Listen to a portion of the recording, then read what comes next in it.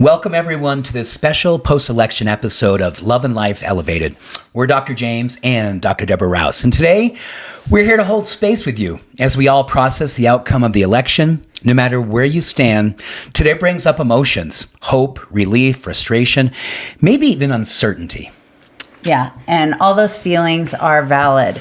You know, it's so easy to feel overwhelmed by everything that's going on outside of us, but today we want to invite you to pause, to take a breath, and gently turn inwards. Yeah, one of the most empowering things that we can do, especially in times like this, is to focus on something we call internal locus of control. It's a very simple idea, and it's a concept that has a profound impact. What I love about it, it really helps us to kind of focus on what we can control and sort of let go of external events. And it's really interesting because when we look at what it is that we can control, we find ourselves moving more and more towards a sense of peace, a sense of purpose, and I think a sense of hope. Yeah, exactly. And what's so beautiful about this mindset is that it helps us to remember our own strength. So no matter what the results may be, we get to decide how we show up. We get to choose how we care for ourselves, our families, and our communities. We're not just passive recipients of whatever's happening in the world. We're active participants in shaping our lives. Yeah, so I'd like to say, let's take a moment together.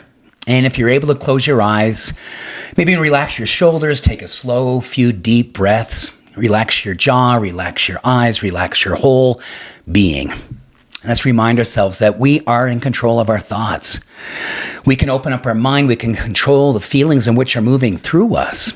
And throughout today, we give a chance to actually give ourselves the permission to embody peace, the permission to embody a sense of hope, a sense of openness, and a sense of what it is that we know we are all here to do, which is be representations and demonstrations of hope, peace, and love.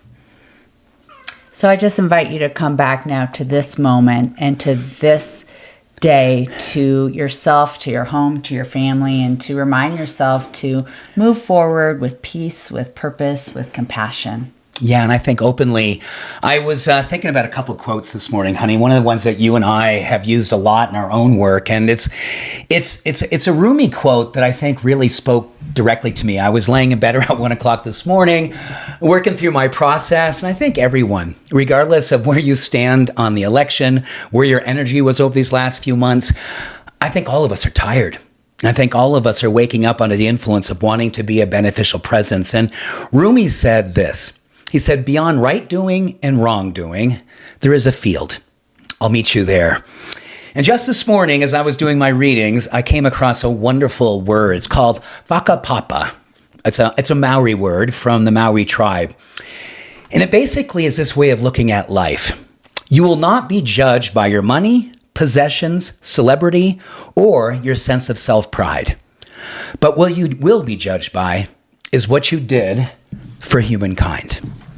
You will be judged by what you did for humankind.